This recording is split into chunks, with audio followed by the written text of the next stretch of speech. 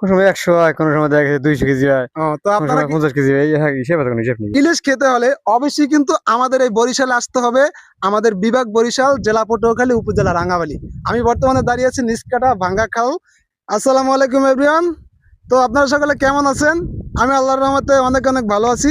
তো আমি কিন্তু ইতিমধ্যে ভিডিও অনেকগুলো করছি ভাঙ্গা খাল নিয়ে, তো আমি আপলোড দিয়ে দেবো, সেটা আপনারা দেখবেন। আমি বর্তমানে এখন কিন্তু দাঁড়িয়েছি ঠিক ভাঙ্গা খালের, এটা কি বলা হয় ভাঙ্গা খালের? ভাঙা খাল পড়ে। ভাঙা খাল বলা হয়। আচ্ছা আচ্ছা, আমি বর্তমানে দাঁড়িয়েছি ভাঙা খালে। আচ্ছা, আপনাদের এই জায়গায় যে জেলে বাইরে আছে, জেলে বাইরে আসলে মানে মাছ, আপনারা তো এই যে কি মাছ ধরেন মানে নদীতে? এই বাজে বাজে চিংড়ি, হ্যাঁ, ইলিশ। ইলিশ।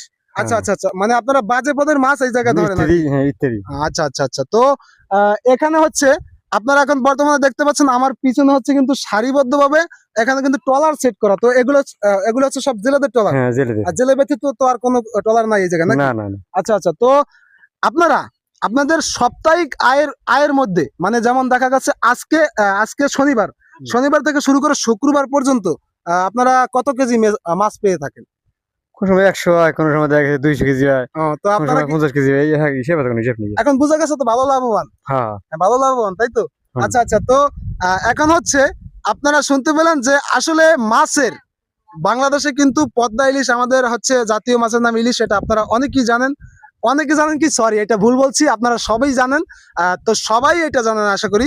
তো এই ইলিশ থেকে আর ইলিশ খেতে হলে অবশ্যই কিন্তু আমাদের এই বরিশালে আসতে হবে।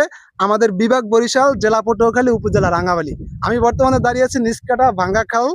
এই জায়গায় আপনাদের অবশ্যই কিন্তু আসতে হবে। তো মুড়ি আর ইলিশের কিন্তু তেল দিয়ে খেতে কিন্তু অনেক মজা।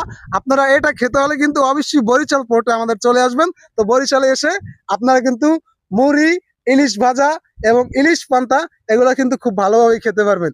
ঠিক আছে, আজকের আপডেটটা ছিল কিন্তু এই পর্যন্তই। ঠিক আছে, আপনারা সকলে ভালো থাকবেন। আল্লাহ হাফেজ।